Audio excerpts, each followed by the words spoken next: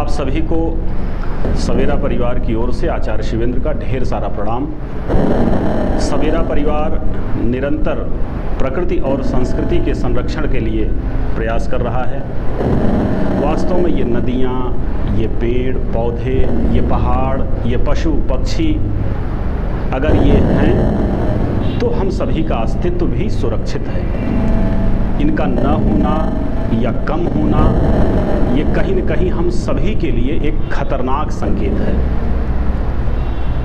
अब वो स्थितियां कहाँ रह गई। पहले कोयल की मीठी मीठी कूक, मोर का सुंदर सुंदर नृत्य ये अक्सर देखने को मिल जाया करता था, गौरैया की चहचहाहट। लेकिन अब ये सारी चीज़ें दिखना या तो बंद हो गई है कई जगहों पर शहरों में, या कम हो गई हैं।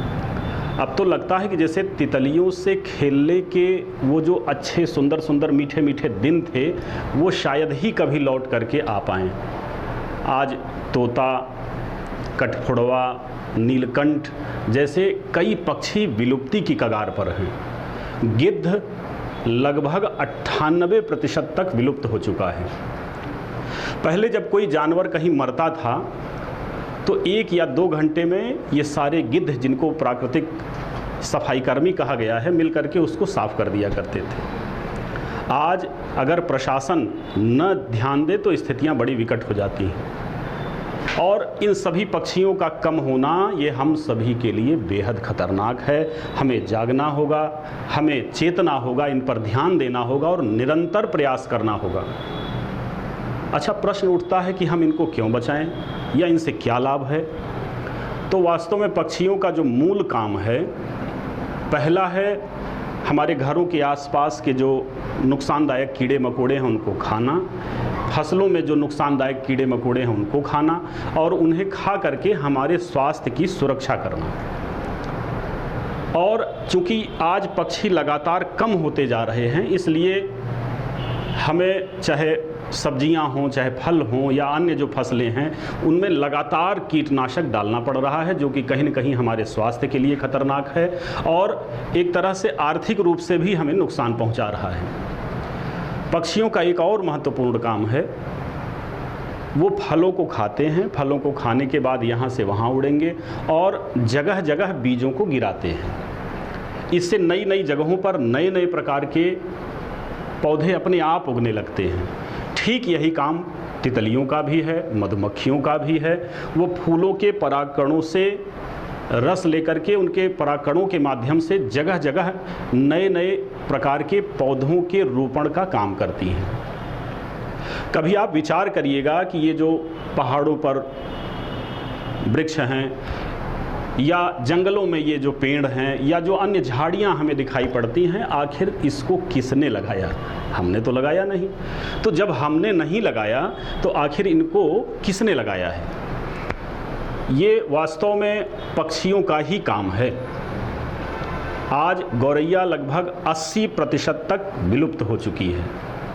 गौरैया एक घरेलू पक्षी है और इसकी सबसे जो मूल समस्या है, घोंसले बनाने की जानकारी का न होना है। पहले हमारे जो घर थे वो छप्परों के हुआ करते थे, खपड़ों के हुआ करते थे। गौरैया केवल तिनका रखना जानती है बस, तो उसमें उसके लिए तिनके रखना आसान हुआ करता था।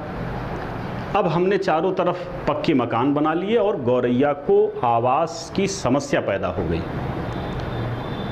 गौरैया घरेलू पक्षी है। हमारे घरों के आसपास जो कटवर्म जैसे तमाम नुकसानदायक कीड़े मकोड़े हैं उनको खाती है। उन्हें खा करके हमारे पूरे परिवार के स्वास्थ्य की सुरक्षा करती है।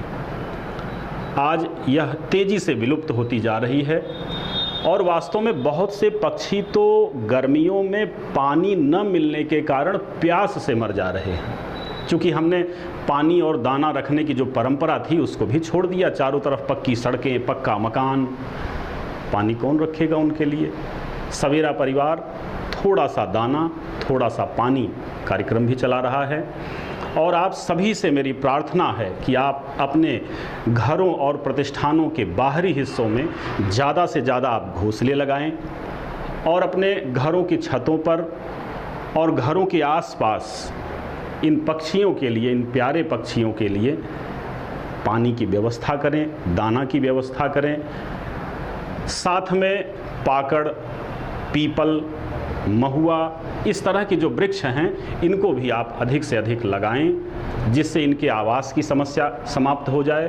और तितलियों और मधुमक्खियों की सुरक्षा के लिए आप अपने घरों के आसपास ढेर सारे फूलों के पौधे लगाएं, और वो इस तरह के पौधे हों जो हर मौसम में जिनमें फूल खिले हुए हों। गौरैया के संरक्षण के लिए हम सभी को प्रयास करना पड़ेगा, हम सभी को आगे आना पड़ेगा। हमने देखा कई जगहों पर गौरैया को चूँकि आवास नहीं मिल पा रहा है, तो वो बेचारी जैसे पंखे के होल में घोंसला बना लेगी या अन्य कई असुरक्षित जगहों पर घोंसला बना लेती है, जिससे उसके जो अंडे हैं या जो बच्चे हैं वो गिर करके अक्सर नुकसान हो जाया करते हैं। तो मेरी प्रार्थना है आप सभी इस मुहिम में आगे आएँ, इस मुहिम को आगे बढ़ाएं। और याद रखिए, जब आप दूसरों के लिए सोचेंगे, दूसरों की सहायता करेंगे, इन बेजुबानों की सहायता करेंगे, इनके लिए आप आगे आएंगे, तो परमात्मा भी आपके लिए आगे आएगा, परमात्मा भी आप पर अपनी करुणा बरसाएगा, परमात्मा भी आपके ऊपर कृपा करेगा। हमारे शास्त्रों में ऐसे भी तमाम जो ग्रहों, अनिष्ट ग्रह हैं, उनकी शांति के लिए, अपने पूर्वजों की प्रसन्नता के लिए इन पशु पक्षियों की सेवा, कुत्ते जैसे तमाम जानवरों की सेवा की चर्चा की गई है।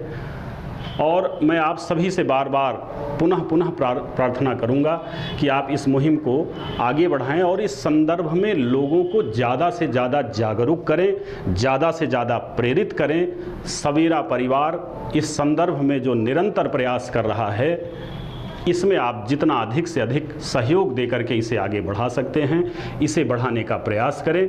आप सभी को आचार्य शिवेंद्र का बार बार प्रणाम।